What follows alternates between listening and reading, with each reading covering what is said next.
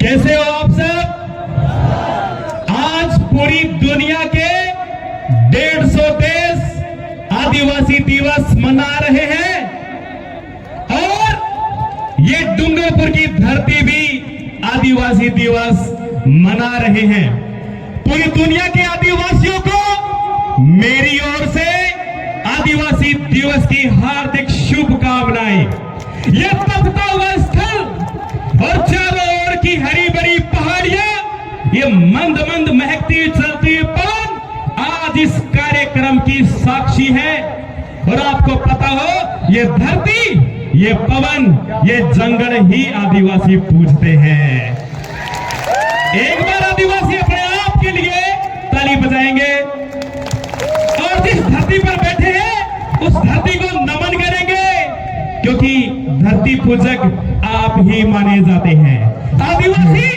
आदिवासी अर्थात मूल निवासी, शुरू से प्रारंभ से इस धरती पर निवास करने वाले को ही आदिवासी कहा जाता है।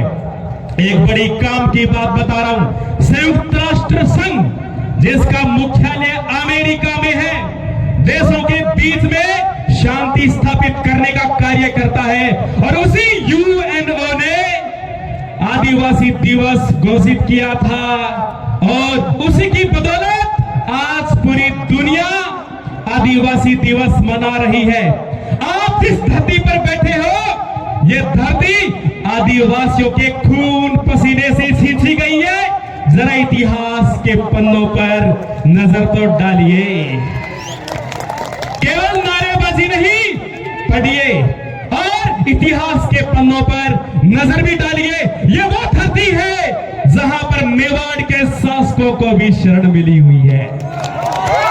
जब मेवाड़ की इज्जत डूब रही थी, जब क्षत्रिय योद्धा आपस की सत्ता की लड़ाई लड़ रहे थे, उस दौरान यहां इसी वागड़ प्रदेश ने मेवाड़ के शासकों को शरण दी थी। यह भी इतिहास के पन्नों पर खंगाल लीजिए।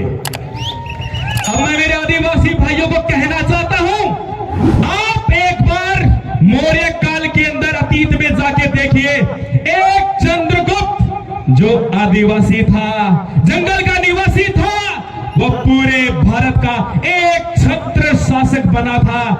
आज तो ये भारत क्या है? भारत, पाकिस्तान, अफगानिस्तान, म्यांमार, बांग्लादेश, श्रीलंका, सबको मिला दे, उस पूरे प्रदेश का एक छत्र शासन चलाया था और उसके पीछे एक गुरुजी का हाथ था, नाम था चाणक्य।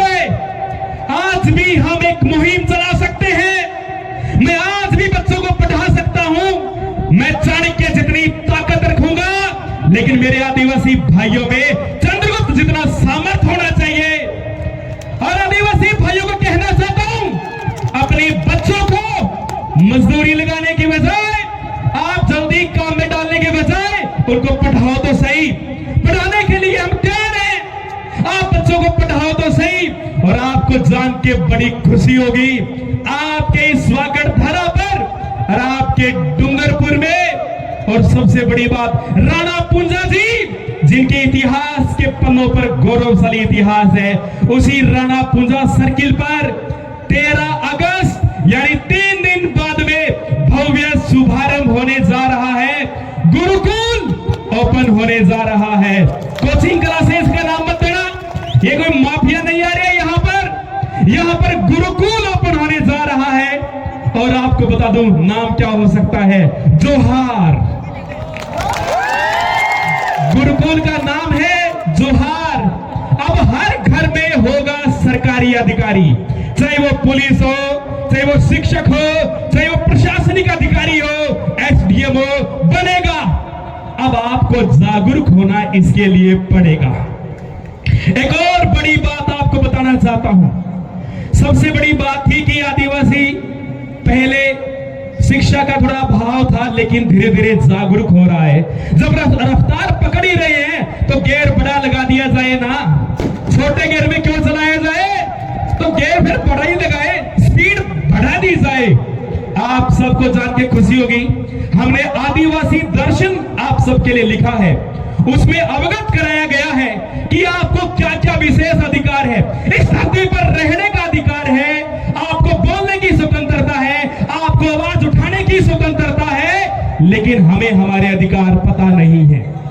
उन अधिकारों के लिए गोविंद गुरु महाराज ने प्रयास किया और ऐसे कई पूज्य संत हुए जिन्होंने इनके लिए लगातार प्रयास किया। उन्हीं के शब्दों को विशेषाधिकार के रूप में हमने आदिवासी दर्शन लिखा है।